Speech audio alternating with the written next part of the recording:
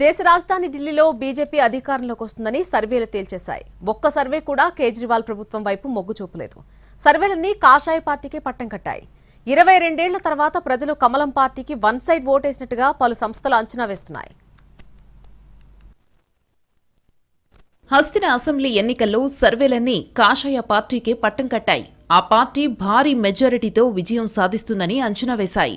1993 తర్వాత బీజేపీ అధికారంలోకి వస్తుందని సర్వేలు తేల్చాయి.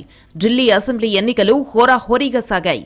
మరోసారి అధికారాన్ని కాపాడుకునేందుకు ఆమ్ ఆద్మీ ప్రయత్నించింది.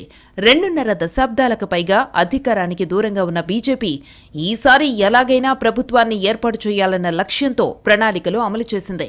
కేజ్రీవాల్ సర్కార్కు చెక్ పెట్టడమే లక్ష్యంగా కాంగ్రెస్ పార్టీ పనిచేసింది. ప్రధాని మోడీ మొదలుకుని పలు రాష్ట్రాల ముఖ్యమంత్రులు విస్తృతంగా ప్రచారం చేశారు.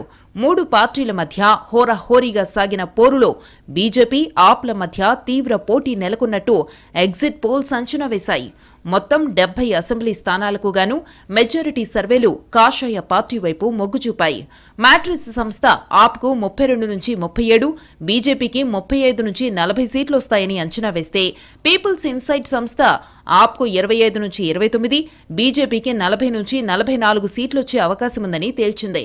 ఆప్కు 22 నుంచి 31, బీజేపీకి 39 నుంచి 45 సీట్లొస్తాయని టైమ్స్ నౌ సర్వే చెబితే, ఆప్కు 21 నుంచి 31, బీజేపీకి 39 నుంచి 49 సీట్లు గెలుస్తుందని పీ మార్క్ అంచనా వేసింది. పీపుల్స్ పల్స్ సంస్థ సర్వేలో ఆమ్ ఆద్మీకి 10 నుంచి 19 సీట్లు, కాషాయ పార్టీకి 50 నుంచి 60 సీట్లు వస్తాయంటే, పోల్ డైరీ సర్వేలో ఆప్కు 18 నుంచి 25, బీజేపీకి 42 నుంచి 50 సీట్లొచ్చే ఛాన్స్ ఉందని చెప్పింది. మరోవైపు శాసనసభ ఎన్నికల్లో 5 గంటల వరకు 57.70% పోలింగ్ నమోదైనట్టు ఎన్నికల సంఘం వెల్లడించింది. నార్త్ ఈస్ట్ ఢిల్లీ నియోజకవర్గంలో అత్యధికంగా 52.73% పోలింగ్ నమోదైతే, న్యూఢిల్లీలో అత్యల్పంగా 43.1% పోలింగ్ నమోదైంది.